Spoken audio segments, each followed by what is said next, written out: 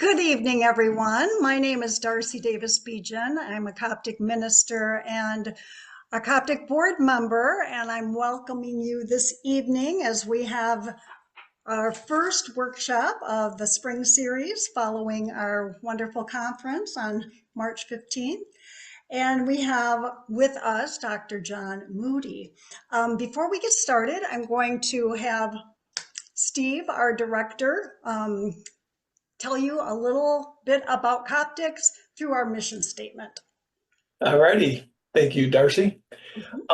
The Coptic Fellowship is an organization devoted to serving humanity to become more enlightened and better prepared to lead full, harmonious, and progressive lives through the teachings of our founder, Master Hamid Bey, other masters, and each other. We support all light workers and serve their needs to become better at what they do to reach larger audiences so they can serve more people. We are a growing network of light workers supporting each other through hosting classes, workshops such as this, seminars, conferences, and retreats intended to bring people together in the spirit of fellowship and service, as well as through cooperative marketing efforts. The Coptic Fellowship is not a religion, but a philosophical way of life, empowering each person on their individual path to the one consciousness. Okay, back to you, Darcy. Thank you, Steve. Thanks so much for that. So I would like to introduce to you Dr. John Mundy.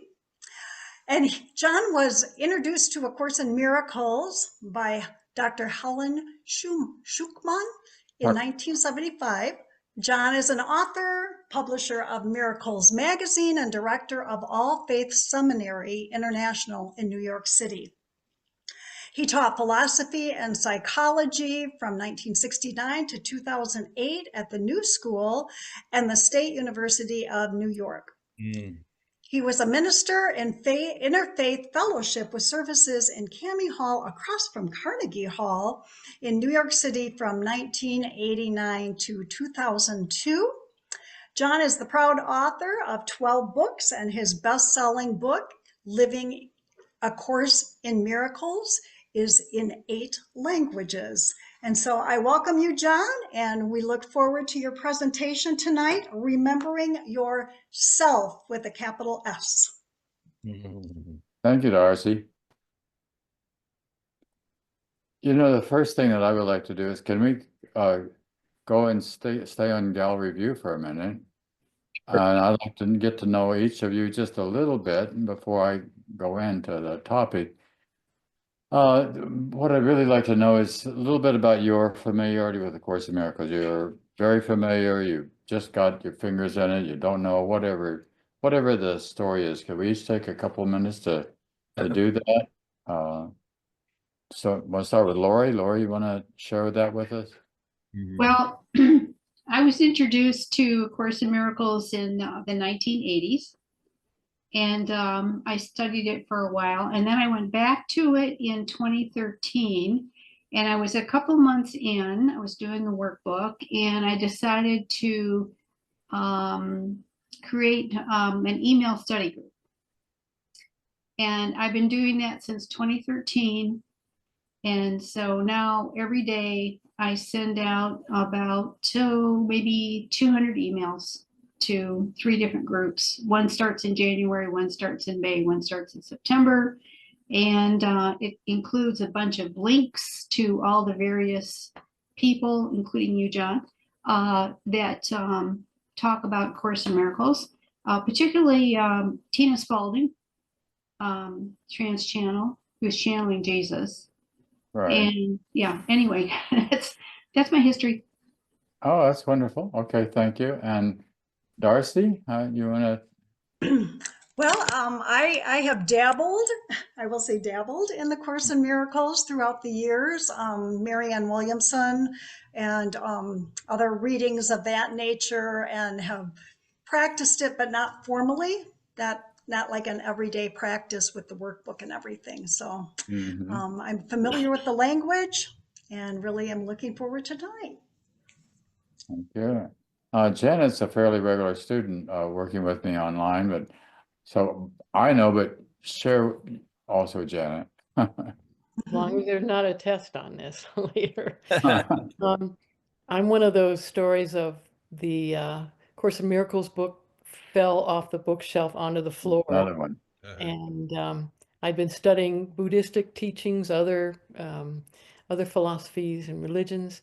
And when that fell on, I looked at it and I went, oh, I like it. I bought it and put it on the shelf for a couple of years. That's normal.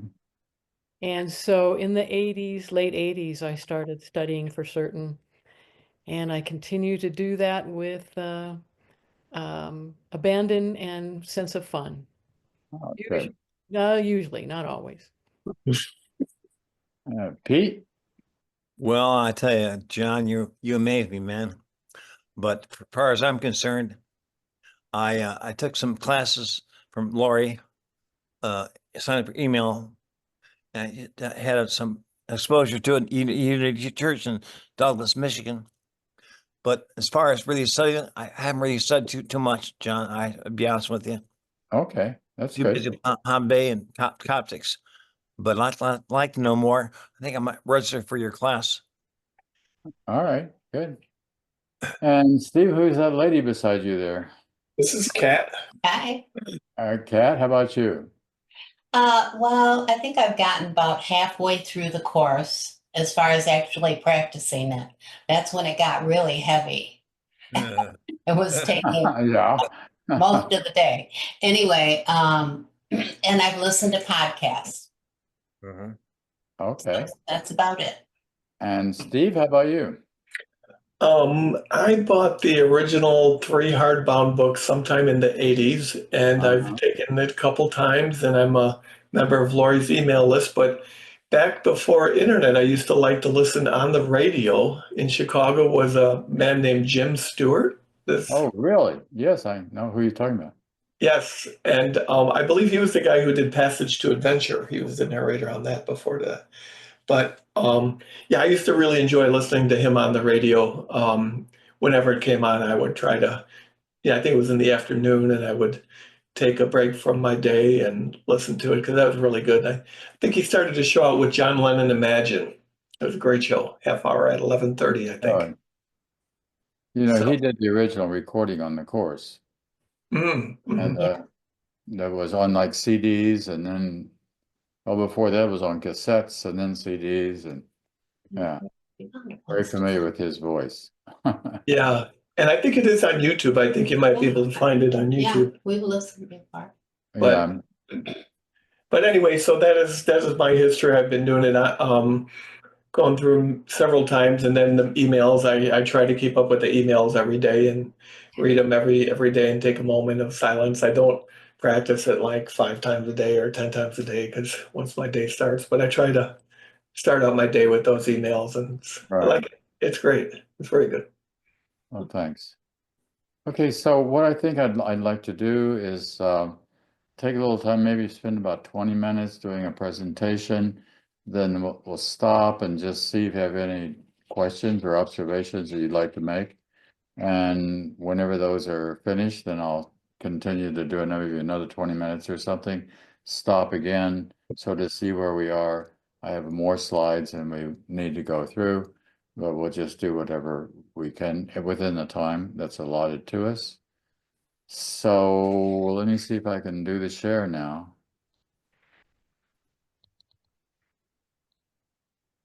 It's a good start. It's a good start, John. Yeah. Okay, great. You're good. So I also teach an ongoing class on the course. It's 8 o'clock on Tuesday nights and 1 o'clock on Thursday afternoon. It's the same class. The topic varies each week, but here's a quote that I wanted to share with you. This is my opening quote here. Remembering yourself, I would not forget my function because I would remember myself. That's from the workbook, lesson 82. So our function is to remember ourselves. Now notice that this S is a capital S.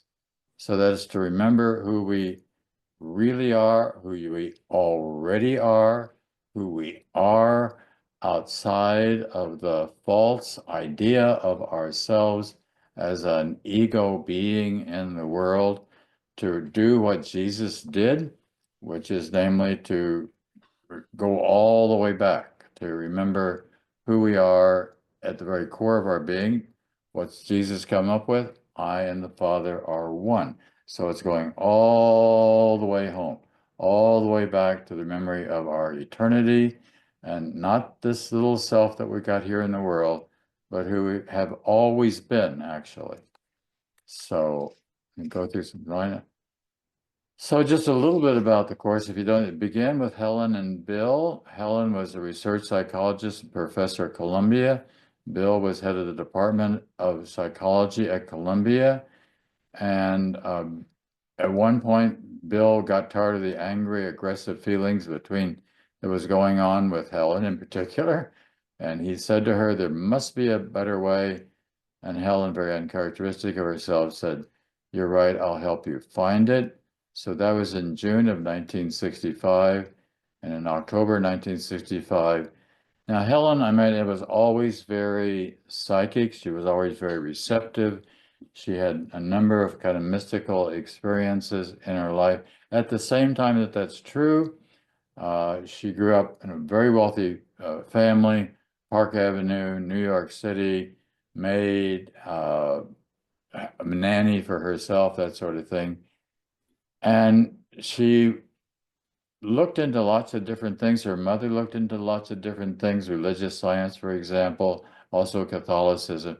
Never adopted any religious persuasion, although Helen, interestingly enough, was baptized in the Baptist church when she was 9 years old at the coaxing of Georgia, which was a name of the Black lady who was the cook for the family, who took care of everybody. And she and Georgia were friends for Georgia up till Georgia died. In fact, as after Helen married, Helen didn't cook. And so Georgia went with her and her new husband and continued to help take care of Helen until, as I said before, she died. So mostly I'll be working here with quotes from A Course in Miracles. It says, there is a self that we would want to remember. The ego is nothing more than a part of your belief about yourself. That's what the ego is. So what's happening in terms of the course is that there's really two selves. There's our real self, there's who we are in eternity, and then there's the ego self that we make up in the world. So from that standpoint, we all have split minds or divided minds between these two selves, and our task really is to learn how to let go of the ego, to surrender that, to give it up, because it's a non-entity, it's not a reality, in order to remember the self that we really are. So, of course, as your other life has continued without interruption, that's an interesting line. Your other life has continued without interruption. So that's our soul life, our spiritual life has been and always will be totally unaffected by your attempts to disassociate it. So what's happening with this ego thing, and the way that I talk about it in other classes, is that the ego thing is a dream.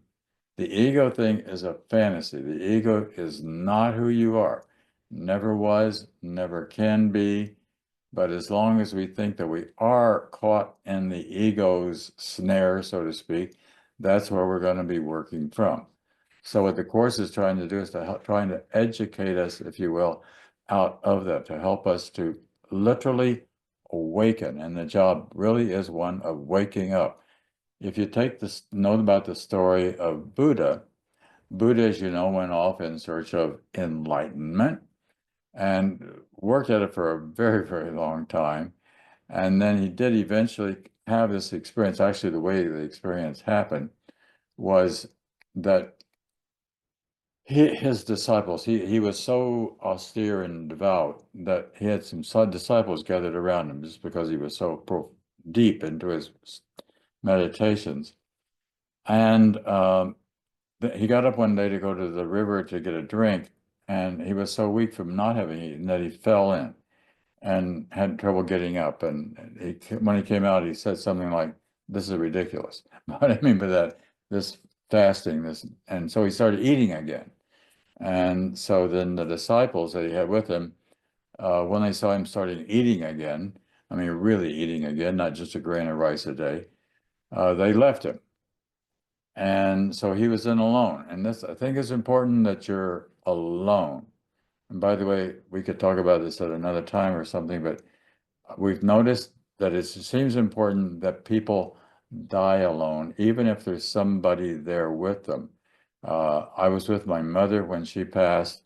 My sister came to the door, she died at home, asked me if I would come speak to her in the kitchen. And when I did, during that little time that I was gone, she passed.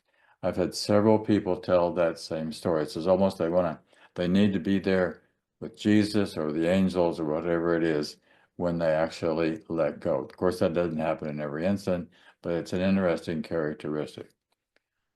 So, only the mind is eternal. We have a mind. I will share with you also that it's appropriate at this point that back in 2001, I had a very bad case of COVID, so much so that I spent 24 days locked in a room that the air would only circulate with the outside. Nobody could come in that wasn't properly garbed, etc. And it got up to the point where I thought I was going to die. I had lost 30 pounds. I was really I had no energy. The energy was gone. That's what my experience with COVID took all your energy out of you. And I laid back like I thought, okay, I think I'm going to die now. And I just sort of laid back. And as I did, I heard a voice. And very simple, but it rhymed. It said, go or stay. Either way, you will not lose your mind. So the mind is the one that you cannot lose your mind. The body, of course, you're going to lose that. Everybody's going to lose the body because the body is not who you are. One of the basic lines that appears in the Course many, many, many times is the line, I am not a body, I am free, for I am still as God created me. That's one of the workbook lessons, which also appears in the reviews repeatedly. Going on. So, of course, is the belief that there is another way of perceiving is the loftiest idea of which ego thinking is possible. That is because it contains a hint of recognition that the ego is not the self. So, although the ego thing seems to dominate our minds and our consciousness, there's this hint, there's a memory, there's something in there that says, in a kind of existential way, this isn't it. There must be something more. This can often bring on a kind of angst or anxiety in the individual because there's something in us that really knows that we should be looking for that real self, the soul self, the spiritual self.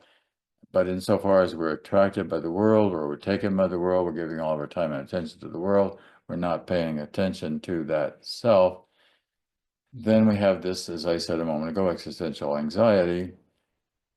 But if you really work on it, and of course, if you're working with like the Coptic Center, et cetera, that the purpose of that is to help us to literally to remember, to bring back into mind something that we already know. And what we already know is that we are, as a matter of fact, all of us also the Christ. We are the mind that's connected to the mind of God. So this is a little chart. I'll just show you. This was created by Dr. Ken Wapnick, who was the leading spokesman for the Course in Miracles. I put these words, you live here now, perfect happiness is here. What we have across this line, everything above the line, what we have is heaven, one, mindedness, God, Christ, love, eternity. That's where we are. Now this below that then is where the ego is. But this mind that we have is split. It's divided between, on the one hand, the ego mind, this wrong-minded attempt to try to figure out who we are. And this ego is filled with the ideas of sin and guilt and fear, and kind of a battleground going on inside it, telling us that something's not quite right, but not being able to figure it out unless you've got a deep spiritual motivation going on. And then on the other hand, there's the Holy Spirit, our what Course calls our right mind, And it gives us a way home, and that way home is called the atonement. The atonement, in course terms, means something different than it does in traditional Christianity. It's not about Jesus suffering, dying, and bleeding on the cross for your sins. It's about the undoing of the ego, the relinquishment of the ego. We're going through different processes which enable us to let that go. And the major process for this is simply as forgiveness. And it's not only forgiveness of the people that we would project onto, but it is the forgiveness of ourselves by ourselves. And that takes a great, to get up to the point of being able to let go of the insanity that is you. And that can only be done from a higher level, right? But that's the level that we're beginning to get back to, so that we can then be free again. So this is actually a chart that I came up with, and I've shared it with a few people, and we're kind of in agreement that it sort of describes things appropriately here. Although I think I could go into even deeper into this, but essentially what we have is kind of 3 levels. So at the very bottom level here, this is the world of form, personality, space, and time. This is what we call the lower mind. It's where the ego is, where the drama, the soap opera of everyday life is, the dream world. In terms of the Course, we're all dreaming, and we're all dreaming all the time. It says your nighttime dream, your daytime dream has a different form, and that's all. So this is an illusory world. It's a fantasy world. It's not the real world. It's a strong belief in hell down here. Then above that, letting that go, there is the soul level, the psyche level, a kind of outer person or personality. Time is still active here because there's still reincarnation, life review and planning, which seems to be there as we come in and out of the world through reincarnations. Samsara, the world that we get tired of, you want to get free of it, the intellect. And mind and spirit are in every one of these. It's up here, it's here, and mind and spirit are down here as well. You've got a mind. That's what I heard when I thought I was going to die. You cannot lose that. The mind is always there. The spirit is always there. But if you will, it's kind of depressed. It's kind of put out of mind because the world becomes so big for us. We all involved in the world. The world takes all of our attention. And our relationship take all of our attention, and power and fame and money and all that kind of stuff that the ego pursues takes our attention.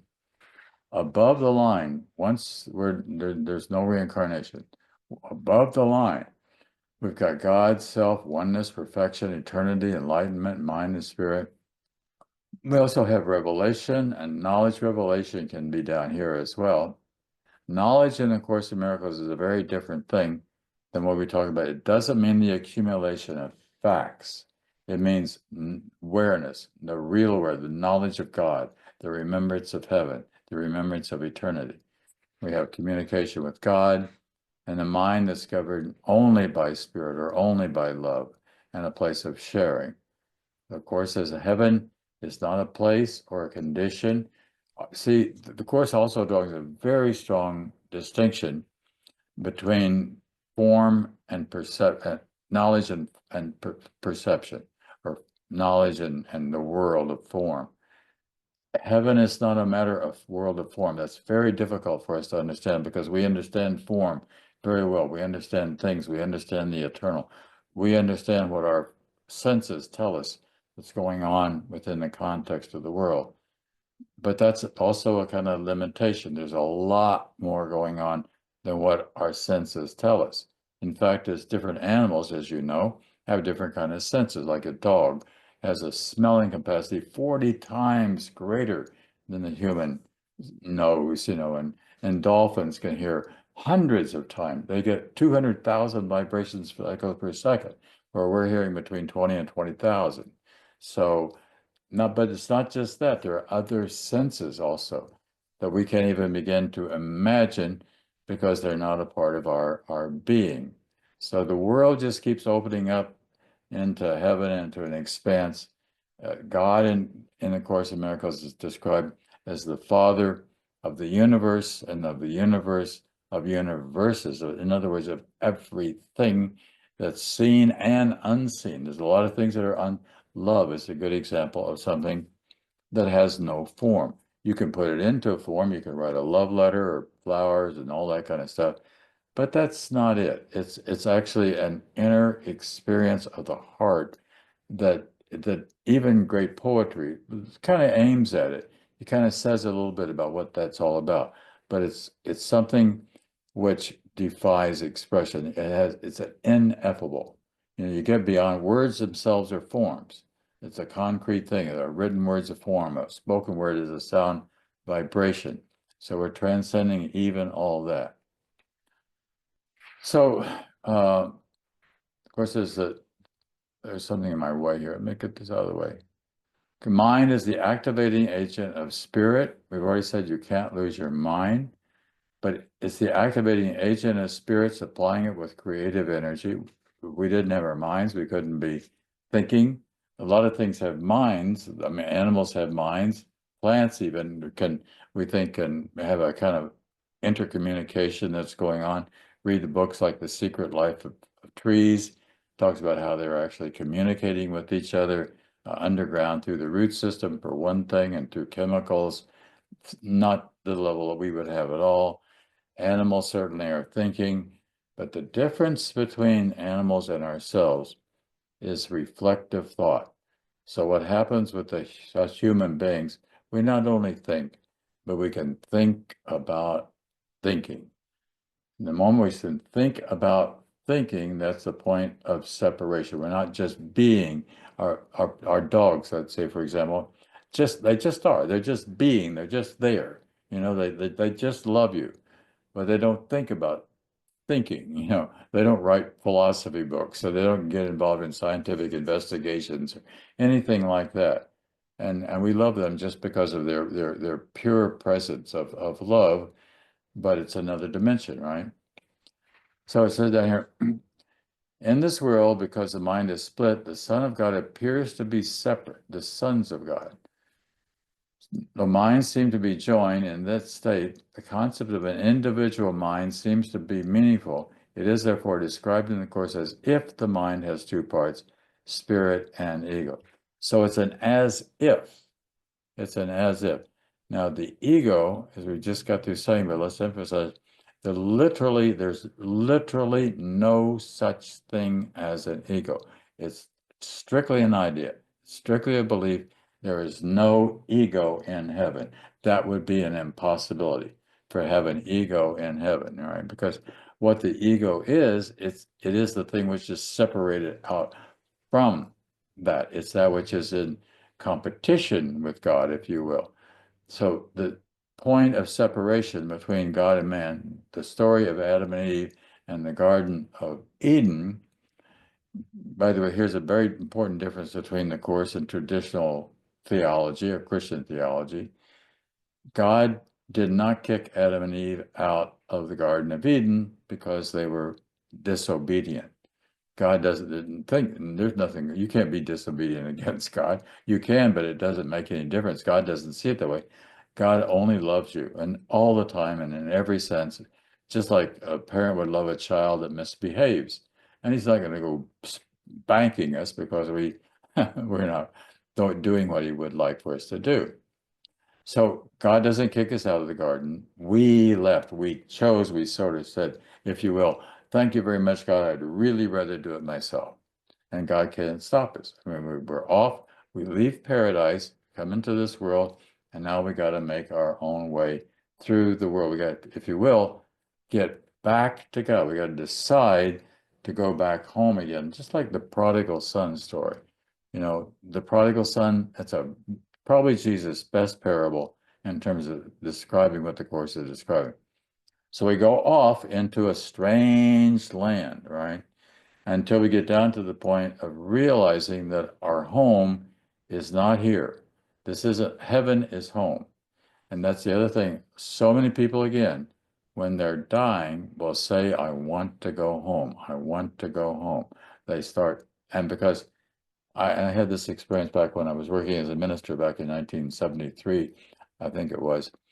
I was minister of a church in Brooklyn. I was teaching at the same time. And there was a woman in my church who was older, and she had a live-in nurse, and I got called on several occasions to come because the nurse thought that she was dying, but she didn't die. And then finally the day came when she calls, this time I think she's really leaving. And it's true she was. So I went, and I'm sure the training of nurses is much better today than it was back in the 70s or whatever with this particular nurse. This woman, the nurse, and I are standing next to, her name was Mrs. Vogt. We're standing next to her bed. And she starts saying, I want to go home. I want to go home. And this nurse said, nonsense, Mrs. Vogt, you are home, meaning she was in her apartment in Brooklyn. I wouldn't have done this had been a family member. But I said, would you mind leaving us alone for a moment? I want to say some prayers for Mrs. Vogt.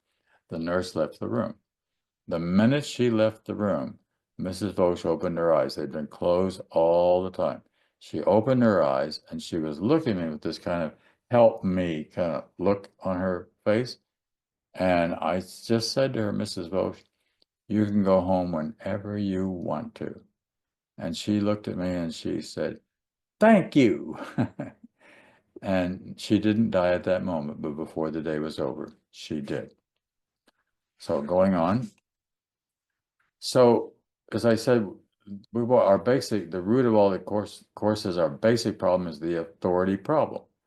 By that, I mean, we're said to God, I'd rather do it myself. And we're going off. That's what the ego does. The ego wants to make it on its own way. Course says every symptom the ego makes involves a contradiction in terms, because the mind is split between the ego and the Holy Spirit, so that whatever the ego makes is incomplete and contradictory. This untenable position is the result of the authority problem, which, because it accepts the one inconceivable thought as its premise, can produce only ideas that are inconceivable. Now, the one inconceivable idea, again, is that it is possible to think a thought outside of the mind of God. You can't think a thought outside of the mind of God. You can try to think a thought outside of the mind of God, but that thought would be a fantasy. It would be an illusion. Your true thoughts, your real thoughts, are only those thoughts that we have in conjunction with the mind, the greater mind, the mind of God. And it's getting back to those thoughts that helps us to awaken from the dream, awaken from the illusion, and go home. Going on. So the course says there's a section in the course that's called Escape from Concepts. It's very near the end of chapter 31. That's the last chapter in the course, section 5. It says the concept of the self is made by you. It bears no likeness to yourself at all. So the ego thing is totally made up, totally does not exist at all. And the degree to which we're living immersed in it is the degree to which we live within the context of an illusion. It's just not, there's absolutely no reality at all. For this reason, and don't get excited, but there won't be a John Mundy in heaven. It doesn't work that way. That's a part of the personality of this world. Let's say that you've had many reincarnations. If that's true, then which one is the most real? None of them are the most real, because there's something which transcends all of that, which is the you that you are, which cannot be limited to the definition of a name and space and time, like right now, or to an occupation. There are no doctors in heaven. What would you need doctors for? There's no body there. There are no soldiers. There's no war. There's no lawyers. Nobody's suing anybody. You could keep running down the list. It's not like that. Bodies, as we all know, are ephemeral. They don't last very long. Even 90 or 100 years is nothing in relationship to eternity. And it's a part of the dream. Mind transcends the way the course phrase "not a body" appears 52 times, and the phrase "I am not a body" appears 21 times. So you're not a body. The body is actually a lower level of vibration.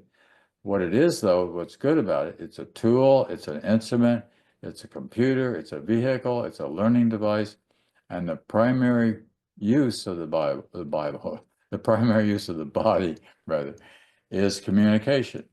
We are here to communicate. That's the way we grow. What are we doing with the bodies right now? I'm teaching at the moment, you're listening, another time you may be teaching.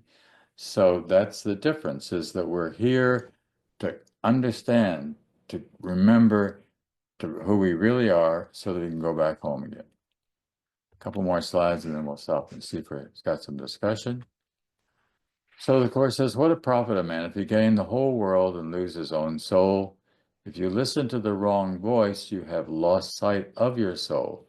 You cannot lose it, but you cannot know it.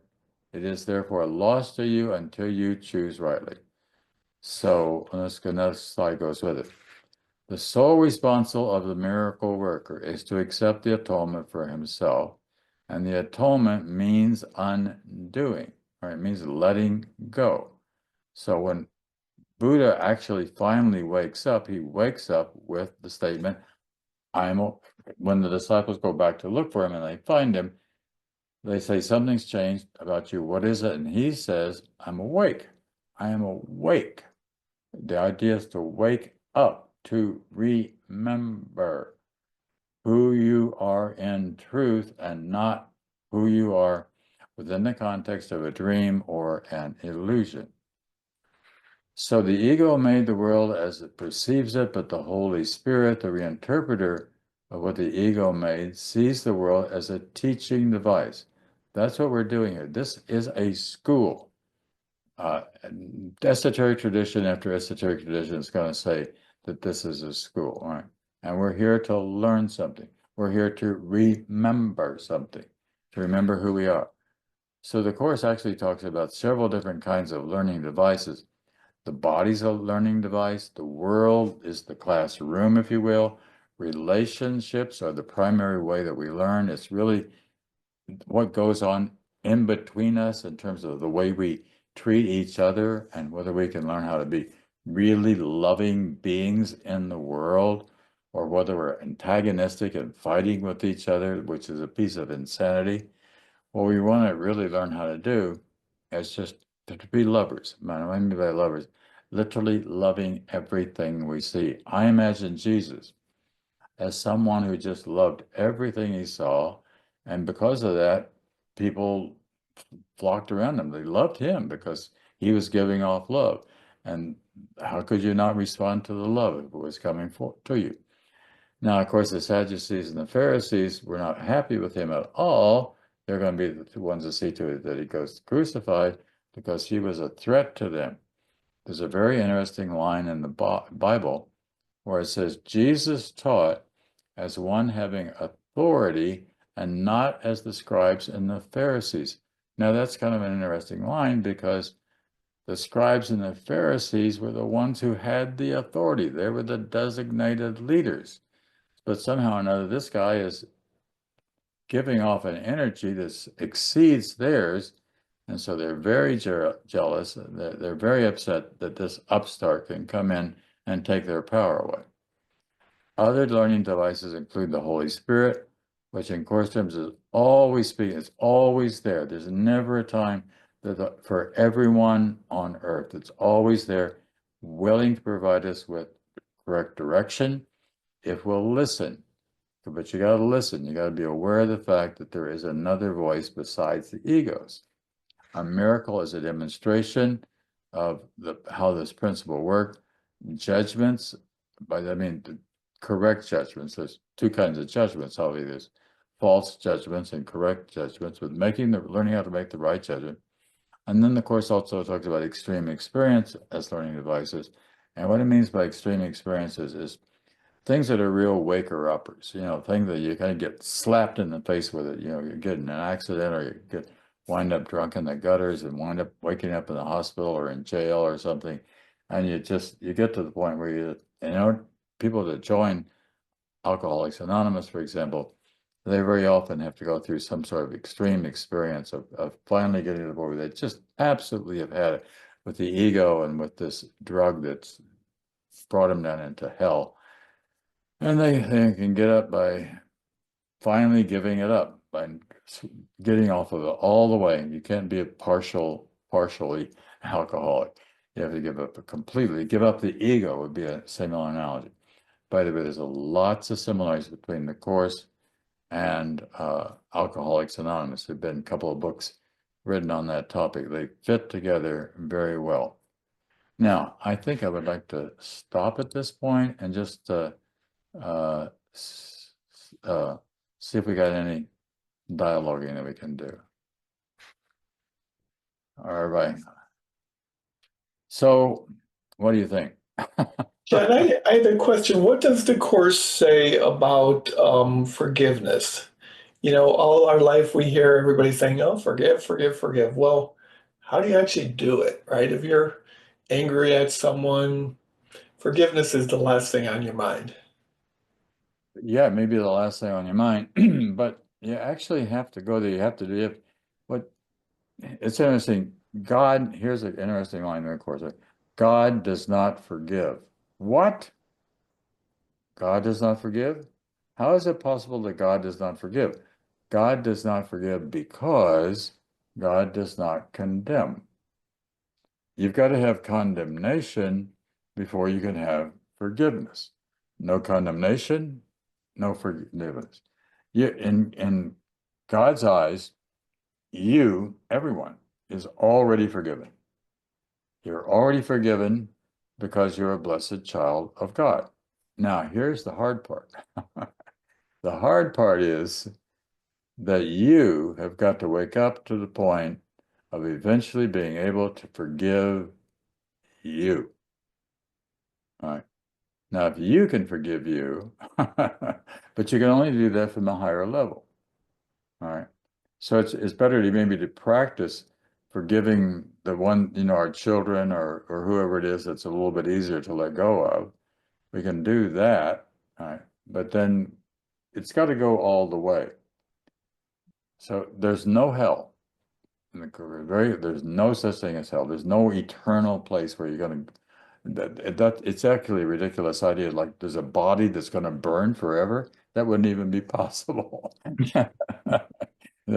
Hell is the belief in separation, the belief that we can be broken off or not a part of God. But that's all it is. And so what we're getting back to that self, remembering the self, is that's what Jesus does. In the wilderness, he wakes up, he remembers who he is. And all he says, he actually says, what I did, you can do too. But that's a big jump. I mean, that's quite a step to take, but you can do it. And there's two broad senses of ways you can do it. One is you can do what Buddha did and Jesus did and Muhammad did and Moses did. Every one of them were alone in the mountains, in a cave, or in a desert, or somewhere when they woke up, when they had their awakening experience. If you go off and you spend 40 days and 40 nights, you're going to have an opportunity for awakening up, right? I'll share with you briefly. When I had COVID, that was a really good time.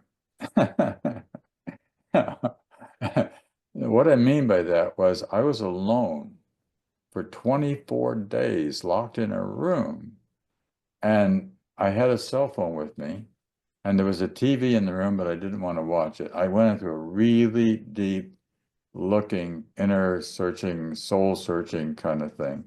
And I had to go down to the point of looking at some things I wouldn't necessarily look at, and to let them go, to let go of some of those mistakes, the guilt. This is where the real hard part is. You got to go down there and clean out that guilt that's in the psychic system. Right? And guilt makes us sick. If there's anything that makes us sick, it's guilt. So you got to go down there and let go of the guilt and recognize that that's past, it's done. See, one of my favorite lines in the Course is, God knows you only now. God knows you only now. I mean, he knows nothing about your past. Why? Because the past is an illusion. The past is a dream. Past is also past. It's also done. That's all gone. And the future, that's the same thing. That's just a dream. The past is a dream. The future is a dream. Now, God knows you only now in your purity and your essence as an eternal child of God. And that's what we want to get back. So Eckhart Tolle's got it right when he talks about the power of now. You can get back to the center. That's where the center is, the power of now. And by the way, if I might say something that would relate to our current situation politically, without mentioning any names, if you're feeling really distraught by the whirlwind of the hurricane that's floating around us all, step into the center where it's really like there's nothing going on in the center. It's perfectly quiet in the center. But the degree to which we get ourselves caught up in the drama or the story keeps us from being at peace. There's always been wars going on, always. There's never been a time, hardly ever, when there was no war going on. There's always been dramas going on. There's always been tragedies happening around in the world. But that doesn't have to be true for me. I mean, or you. We could get into a still, silent, centered space. For that reason, I like Buddhism a lot, because that's what Buddha would lead you to. It would lead you to this very centered place where the mind is quiet. As it is, our minds are just got so much going on all the time, especially if you watch the news all the time. It's going to give you a lot to be thinking about. Do you, by any chance, know who Yuval Noah Harari is? Yuval Noah Harari is a current best-selling author. He's written several New York Times bestsellers. I just read his book Nexus, and before that, Sapiens. So he is he's an Israeli scholar.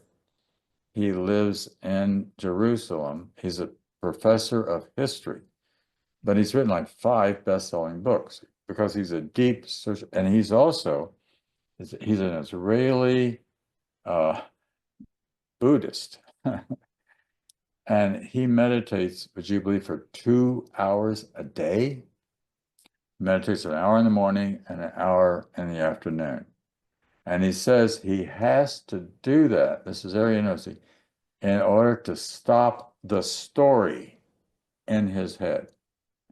That's to stop the story. You know how that we talk to ourselves all the time? We're always talking to ourselves. You did, what'd you do that for? That was a big mistake. You idiot. You know, the story. To stop the story, if you can stop the story, then you can just be there. You can just be in the centered place, which is where we're trying to get back to, right? The peace of mind. The goal of the Course in Miracles is peace of mind. That's the foundation that was set up to publish the Course. It's called the Foundation for Inner Peace. Now, can you imagine that there's anything you want more than inner peace? What would it be? If you got inner peace, you got it. Regardless of the circumstances, regardless of your environment, regardless of the political situation, regardless of how much money you got in the bank, all of those kind of things. Is that clear? Good, thanks. Anybody else want to share or ask anything? I was going to ask about, sorry, I didn't raise my hand, but I was going to ask about the ego and see if anyone here has experienced times when the ego behaves itself, when it takes direction from spirit. And if there is, let's say, a point in our training, in our living, in our evolution, where the ego is no longer a distraction. Mm-hmm.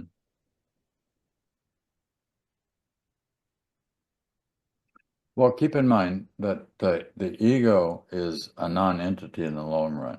Mm-hmm. But in the short run, there are things that the ego can do which would be helpful. Mm-hmm. For example, egos know how to make money. Okay. Mm-hmm. Now, if you know how to make money honestly, and if you know how to keep order in your life, I mean, ego make very, very good, maybe keeping order, keeping things, you you pay your taxes, your bank balances, and all the relationships are pretty clear because you know not to get angry. Those things are all possible. Mhm. But in that case, then you're moving pretty close. You're moving over towards spirit, right? And eventually, you have to recognize that the ego is simply an idea or a concept. As I Yeah. said before, there's no ego in heaven. I was thinking, sometimes the thought is that the ego is my running mate. In other words, the Huh. ego and I have the same goal, and that's to Mhm. doesn't always work that way, but maybe at times, or maybe at some. Yeah, I like the running mate idea because, for one thing, the ego will get you to go to the gym. Yes. Okay. I mean, Yeah. literally, or you won't helps you to keep you healthy, Yep. right? It can also make you an alcoholic, or that's another extreme, right? Or it can get you fat, or whatever those kind of extremes are. You can control your eating, right? But it's interesting. I go to a local gym almost every day, and there's two things. There are people there to get fit and to be there, and then there's the guys that are looking in the mirror.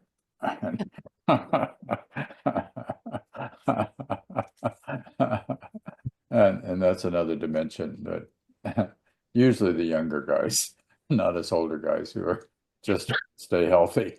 All right. Well, thank you. Yeah.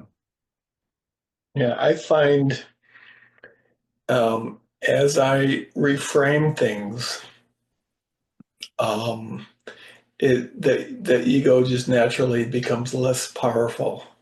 Yeah. Maybe that's the forgiveness thing, the Yeah, reframe that is. of that bad experience to say, oh, maybe it wasn't that bad, or maybe I'm not an idiot after all, but not an intellectual thing, but a more of a aha moment kind of thing. Well, actually, that's a good point, Steve, because one of the things about being in a body in space and time is you can learn from your mistakes. The wrong road is the right road when it when you get to when something fails in life, it's often because that's not where you were supposed to be in the first place, and the detour is actually the right road. Once you get on the detour, you're going to have much more discoveries than you would have had you stayed on the main road. Maybe the main road would have taken you into, I don't know, wealth or something like that. But you really needed to learn more about relationship or something else that you can get in on the detour. So as I look back on my own life, I realize the big crashes and burns were really refocusing on what's important. And it helps you to get back to, what's really what I need to be doing. All right. Anybody else? Yeah, Darcy. Yes. So does the Course recognize the Trinity? Like Yes. God, okay, God, the Holy Spirit. So could you expound a little bit more on the role of the Holy Spirit? Yeah, the one of the ways that the Holy Spirit is described, the voice for God. Okay. Okay, so it's the voice for God. And as I said a moment ago, that voice is always there. And the voice is always looking to give you direction and guidance, but you've got to be willing to listen. And not only willing to listen, but you've got to be willing to. Helen Schuckman once, this isn't in the Course. Helen said to Jesus, "This course of yours isn't working for me." Now she's getting it, but it's not working for her, right? And Jesus said to Helen, "Why don't you do what I'm asking you to do so you could hear my voice even better?" And she could already hear it really well, but why don't you do what I'm asking you to do? And by doing what I'm asking you to do, then you can hear even better. It gets even clearer. As long as my mind is befuddled with unforgiveness or some angry or something. By the way, two really important things that are in the course. If you get nothing else out of this evening, this is crucial and central to the course. Anger is never justified. The word is never. It's never justified. Attack has no foundation. It's never the right choice.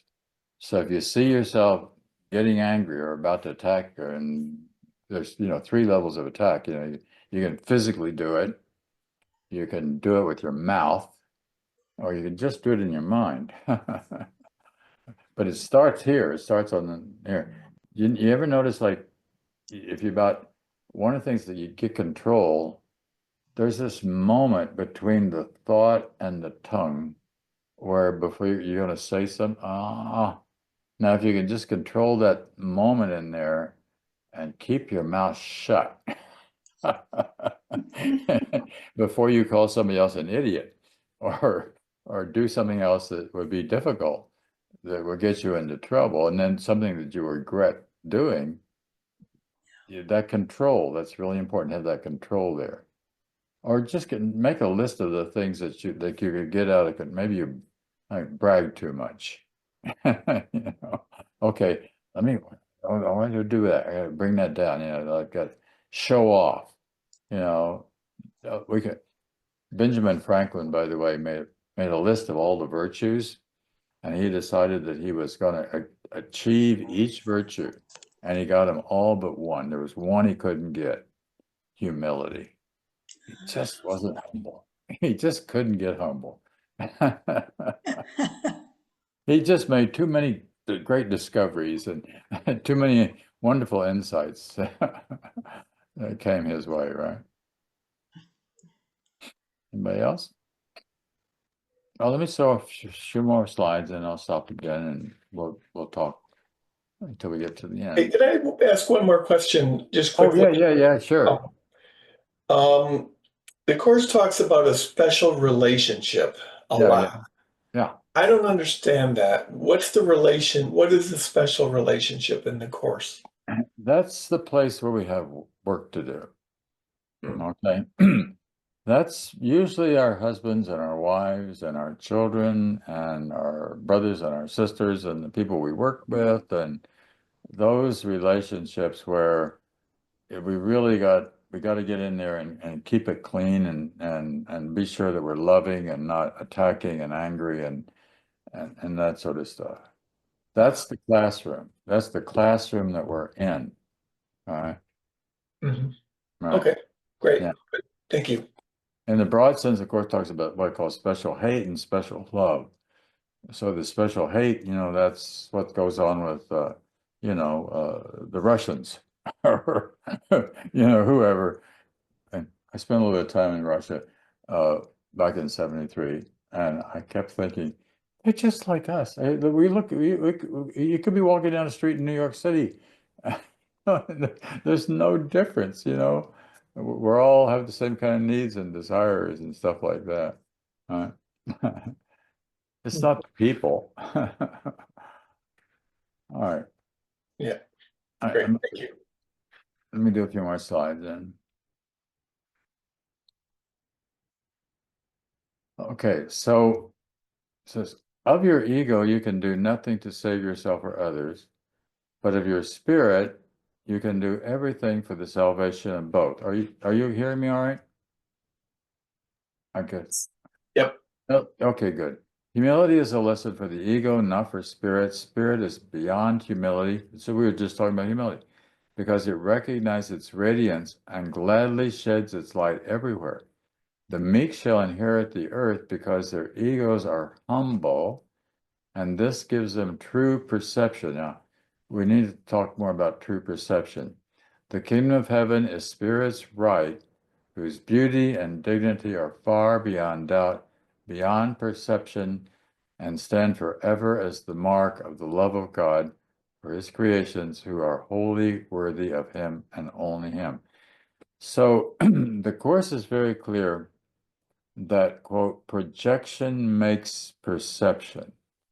That phrase appears twice in chapter 13 and again in chapter 21. Projection, so we are all of us constantly projecting the world that we see. And it doesn't mean you're making up the world, but you're constantly evaluating the world, constantly judging the world we see. And those evaluations and those judgments that we're throwing out, that's the dream, and that's how we dream. We dream our projections that we're putting out there. And so you want to begin to see what they are and to see what kind of, are you continually finding fault with the world? Are you perpetually finding difficulties and things to be distressed about? Or can you, on the other extreme, kind of just be blessing the world and giving your love to whatever it is that you see? It doesn't make any difference what you see, but what you see, how you see is very, very important. Right? So it says, all real pleasure comes from doing God's will. This is because not doing it is a denial of self. So we're trying to remember ourselves. We're trying to get back to the self that we really are as a son of God, daughter of God, child of God. Denial of self results in illusions. We can say here in denial of self is right with denial of Christ. Christ dwells in you, that mind in you, let that mind be in me that was in Christ Jesus. Right? While correction of the error brings release from it, do not deceive yourself into believing that you can relate in peace to God or to your brothers with anything external. It's not what's in the world. That's not what matters. It's who you are that matters. So the great temptation of the ego is to have it all, to be number one, king of the hill, top of the heap, with all the power, fame, money, and pleasure that one can have. By the way, when it's in italics, it's from the Course. When it's just plain type, it's from myself. The ego wants us to have all these things up to the point of having more than anyone else on earth. The result is that gathering together all the things of the earth, one misses out on heaven. So life is very brief, 89 years. It's really nothing compared to infinity. It doesn't even count. So we want to do what we can in this time. And forget about the power, fame, money. You've all got some power. You got parents have power with children, teachers have power with children, policemen have power, doctors have power, et cetera, et cetera. But it's the abuse of that power that produces, and it's the people who seek for fame, but it's the ones who just, because they're a great singer or a great writer or something, are talented, that it comes to them. And of course, money I heard a very interesting statistic today, which is supposed to be tried. It's really hard to believe, which is 26 people have half of the money in the world. Oh my God, that is just an unbelievable statement. But that's what I heard. Okay, it's the balance is completely out of kilter, right? And this is Eleanor Roosevelt says, a man who lives for himself is a failure. Even if he gains his personal objective, he has failed to live the life of a human being. We are here for each other. We're here to help each other. And not to do that is a grave error in terms of the ego. Selfishness, of course, is of the ego, but self-fullness is of spirit because that's how God created it. The Holy Spirit is in the part of the mind that lies between the ego and the spirit, mediating between them always in favor of spirit. To the ego, this is partiality and responds as if it were being sided against. The ego does. To spirit, this is truth because it knows its fullness and cannot conceive of anything apart from it. It's excluded. A couple more slides. So, according to the Course, you cannot lose your soul, but you can lose your awareness of it. So we want to have that. And this, of course, is from the Bible. It's from Matthew. What would it profit a man to gain the whole world and lose his own soul? Or what can a man give in exchange for his soul? So we're getting back, we're getting back to our soul nature. So it says, forsake not your brother, for who you are at the same will, not only, let me start this over. Forsake not now your brother, for you who are the same will not decide alone nor differently. Either you give each other life or death. Now think about it. What are we giving each other? If we're giving each other, we're helping each other, we're giving each other life, or we're tearing somebody else down, we're making them some left, we're putting them out of commission, so to speak. Either you are each other's savior or his judge. Again, we're helping each other or we're condemning other people. Offering him sanctuary or condemnation. And these are all say we're either helping or we're hurting. Are you helping others or are you hurting others? Which way is this going to go? This course will be believed entirely or not at all, for it is wholly true or wholly false, and cannot be partially believed. And you will either escape from misery entirely or not at all. So all it's saying is, look, we're really here for each other. We're here to help each other. We're here to be generous and loving and giving, and that's what we're here for, because that's how we really grow. We grow together that way. And this is very important. The basic function, of course, as we all have, basically is healing. Now, when it says the basic function we have is healing, what you're healing is your own mind and your body. But as you're healing your own mind, that will then enable other people to automatically help to heal other people. Because if people can see that you are healthy and you're whole, I'm not talking about the body, I'm not excluding that. But if you're healthy and you're healthy minded and you're whole minded, then you're naturally going to be helping other people. They're going to be appreciating that. They're going to see that. They're going to be blessing you, and they're going to be growing and extending out beyond you. That's what I was saying, the way I saw Jesus a little bit earlier. It's the same principle.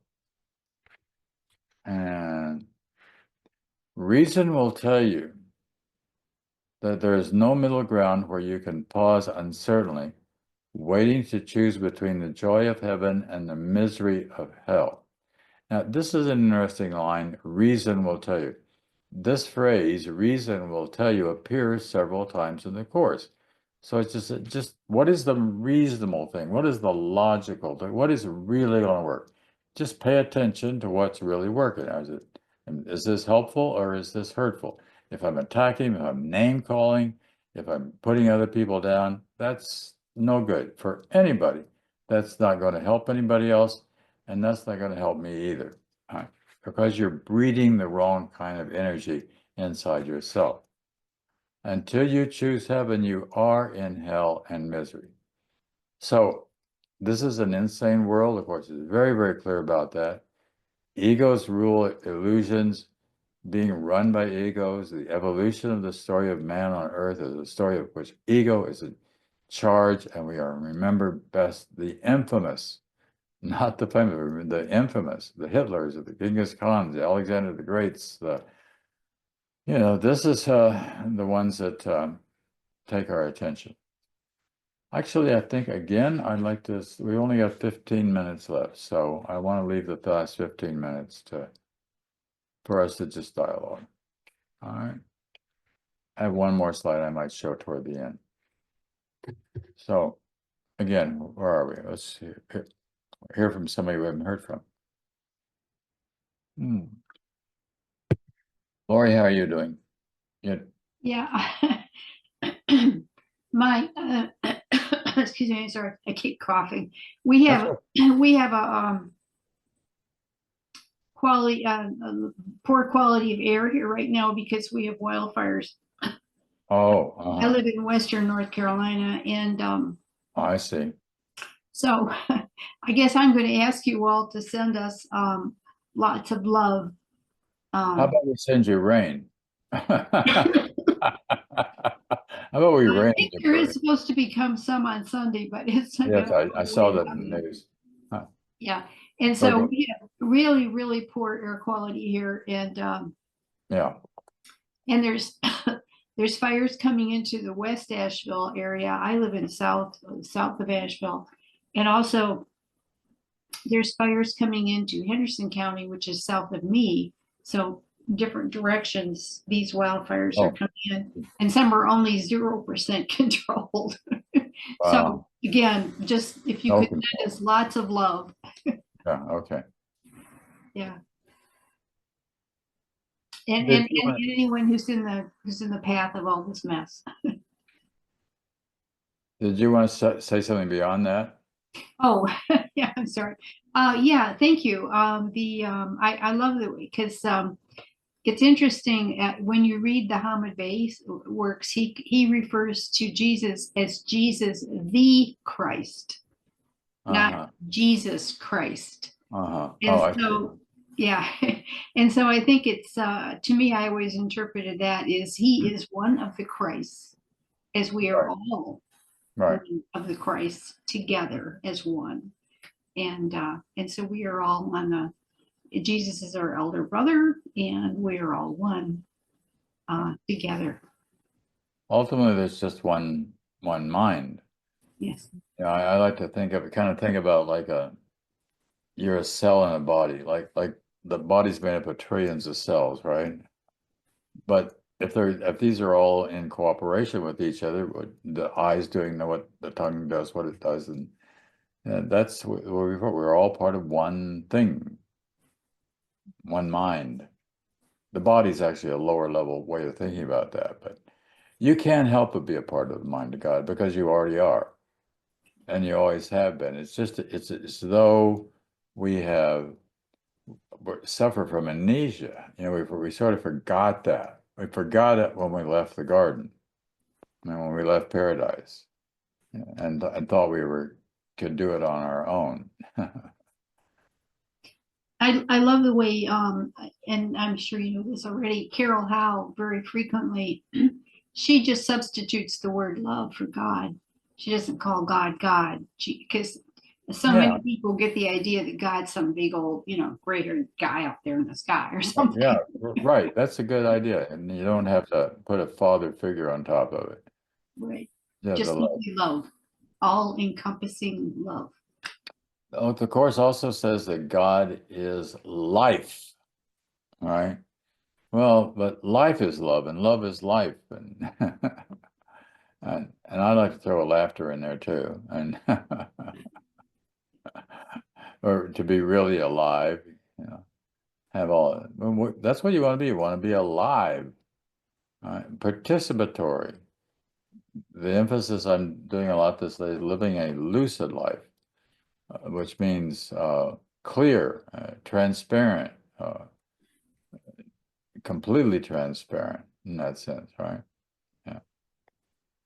But the Course has 10 characteristics of a teacher of God that it talks about.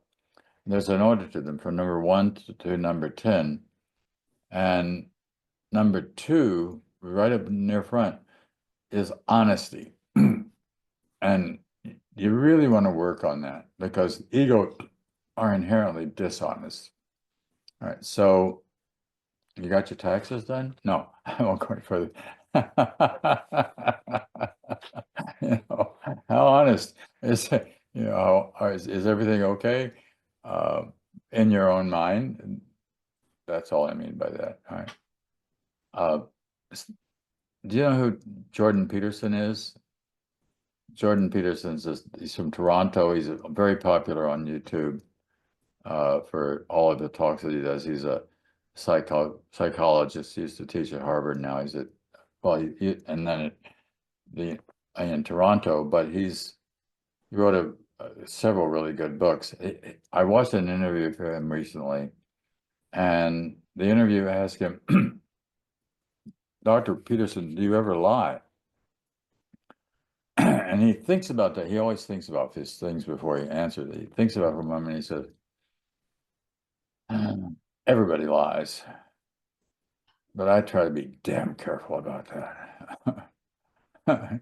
And yeah, just try to be damn careful about that. And then there's so much that it's like that catching that thought between the mind and the tongue. It's like that just try to be one of the things that's important in both the Bible and in the Course is vigilance and being aware and be kind of getting above the battlefield so you see, and that means that more than anything else, you see yourself. You catch yourself slipping quicker so that you can bring your mind back to the whole mind rather than having some of it splitting off for you for a little bit, like slipping into bragging or slipping into a little lie or whatever it may be. Right? It's just not necessary. And the main thing is that you'll feel better if you don't slip into those things. But that takes another thing the Course talks a bit about, but not a lot, discipline. You have to learning how to discipline the mind, to train this. If the Course says in the very, very first chapter, this is a course in mind training. We are learning how to think in alignment with the Holy Spirit and abandoning the ego. And the ego is going to be aware of the fact that you're trying to abandon it, but that's okay. It's still something that you want to abandon. You want to leave it behind. You want it to disappear. It's like, even in the works of Freud and Jung and the others, that a lot of what they're talking about is cleansing the psyche, if you will, because a dirty psyche makes you sick. Now, what do I mean by a dirty psyche? I mean a polluted, filled with guilt and stuff that's just not going to make you a very happy camper in this world. And we want to be happy, don't you want to be happy? You can't walk around with a bunch of insanity going on in here and feel happy, but a lot of distractions of stuff going on. Angry at ourselves because we're not paying attention. Another really important thing in the Course is responsibility. I am responsible for what I see. I choose the feelings I experience. I decide upon the goals I would achieve. And here's the real kicker. And everything that seems to happen to me, I ask for, and I receive as I have asked. Whoa. I once got into trouble at a Unitarian church because I used that quote. And during the coffee hour, a guy came up to me really angry. I was not my fault. It didn't do that. That happened to me. I didn't choose that. It was something that happened, right? And I just and everything that happens to me, I ask for. He refused to think that this event which had fallen on him was in any way his responsibility. And that's true. It's hard to do sometimes, right? To accept responsibility. But accepting responsibility puts us on the right track and gets us headed home again. And you're going to feel good about that. You will feel good. Yeah. I think from those people that get angry because they're in the ego, they are completely lost in the ego, so they can't see the ego as separate. Yeah, that's right. And it's very difficult. It's very difficult to have someone that's like a family member, something that's always in that state of mind. Right? Yeah. Got to retrain. That's a course in mind training. Well, and much of the training doesn't mean you do anything. It's not doing. I need do nothing. Yes, exactly. That's it. That's part of the course. I need do nothing. All I do is not lie, not cheat, not get angry, not be a braggadocio, not attack. And here's a good one. Do not defend. Now, let's be clear what that means. That doesn't mean you wouldn't defend your body if somebody attacked it. You would just naturally do that. I mean, that's just the one natural, because you don't want your body to be hurt. What it means is don't defend your silly ego. because it's just a silly ego, especially if it's true. Better to say I'm sorry and look for another way to heal than to defend something that's not true in the first place, right? Or just say if you get into difficulty with someone, let's say a mate, listen, listen very carefully to what they're saying.